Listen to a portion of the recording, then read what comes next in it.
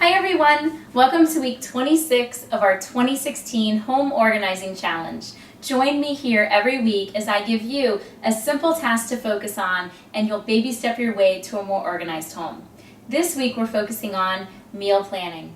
Now I know maybe you've tried meal planning in the past and it was a little bit too time consuming and you don't have the time to carve out to focus on it, so you just kind of wing it and throw whatever together every night. And if that's working for you, then great. But if you're feeling a little bit stressed, a little bit frazzled, and really unsure of what to do when you get home from work and the kids are hungry and you're hungry and everybody's crabby because no one's eaten in a while, then come along this week and let's focus on this and see if we can't iron out a process that works for you and your family.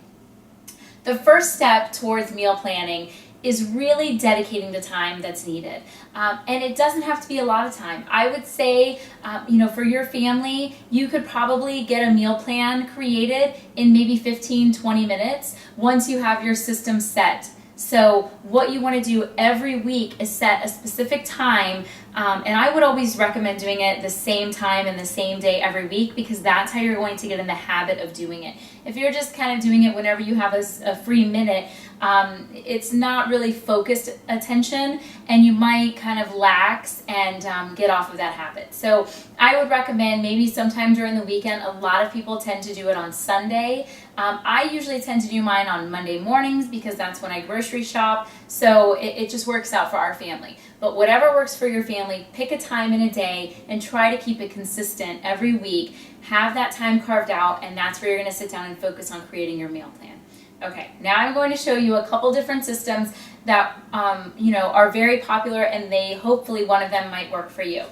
The very first system is probably the least time consuming that you could have because it's pretty much just a random assortment of menus, if you will. So what I've done here is I just took a jar. You could take a simple jar that you have. You could, a spaghetti jar, go ahead and clean it out. After you've used it, empty it out, wash it out. We reuse a lot of jars in our house. And so this one I just have filled with menu options. So I have, different main dishes.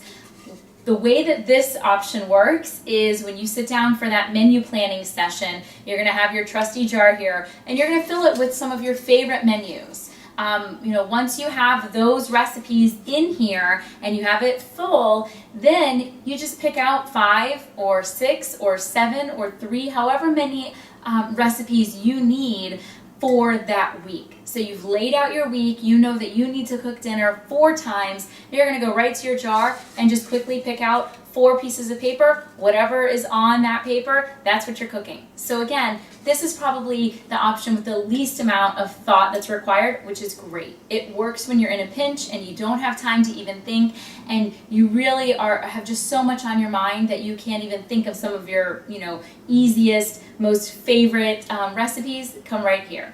Okay, so that's one option.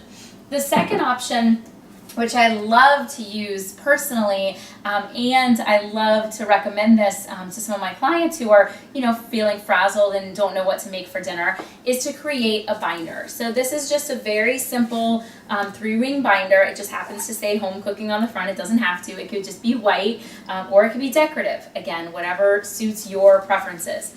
And what I've done is when I see recipes that are in magazines that I really want to try out, I'll cut out the recipe from the magazine. Instead of holding onto the whole magazine, I'll cut it out and I will put it on a piece of paper and put it inside of these plastic sheet protectors. And what that does is it allows me to keep those in an organized fashion. I have them separated. You can see that I have tabs for each different type of recipes. So I have breakfast recipes, I have chicken recipes, I have soup recipes.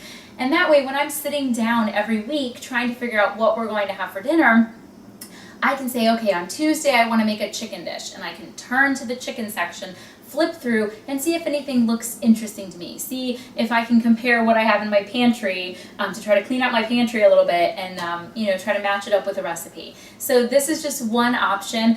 Think of this if you've been on Pinterest. I'm sure many of you have been on Pinterest.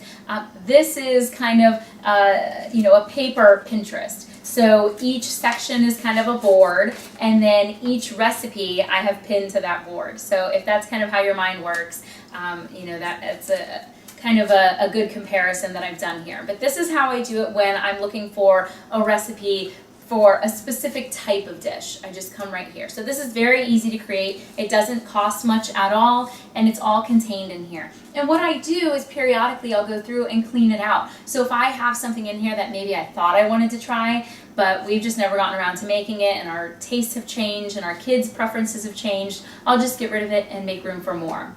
Okay, so these are just two options that I want to show you. The last thing that I want to show you is you can either have your menu written out on a piece of paper because maybe you're going to take it to the grocery store. But I wanted to show you could also put it on a whiteboard. So we have a whiteboard right here. At the very top, I change it every week. So I do this, I fill this out during my weekly kind of planning session. And I put the week at the top, and then I go through and put what we're having for dinner. So this particular week, we didn't have any evening commitments. So we were making dinner every single night, except for Saturday we went out. But what you want to do is on those nights that you are out of the house, put that on here, jot it down. So that way the whole family knows, okay, we're not eating dinner at home tonight, we'll be at soccer, or we'll be at this event.